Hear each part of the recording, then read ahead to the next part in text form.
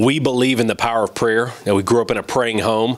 We're at a praying church, and we've seen with all of the movies specific, powerful answers to prayer that have carried us and provided. And if you look at our nation's history, when America was heading in a really bad direction, when believers rallied together and prayed, and the Great Awakenings happened, and revival has happened in America in the past, we're overdue for one right now. And we look at where our nation is heading right now. Believers need to be uniting together and really repenting of their sins, obeying the Lord, and getting on their knees and praying. And we believe God will work mightily in our generation as a result.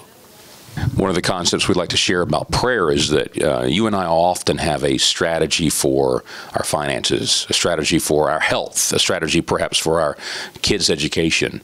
But very few of us that would call ourselves believers have a strategy for prayer.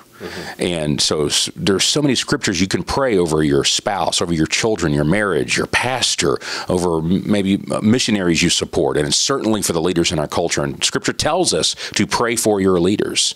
And I think even believers in America are falling slack in those areas. And so we want to challenge them. Look, take these issues to the Lord before they become problems, and certainly when they become problems, you should anyway. But there is nothing that we face that shouldn't be bathed in prayer. And so War Room reminds us, fight your battles first in prayer. You could pray about anything and everything, but the Lord wants us to seek Him. One of my favorite verses is Jeremiah 29:13. He says, if you seek me, you'll find me, if you seek me with all your heart. So we've got to seek Him, and He promises He's there. He'll be found.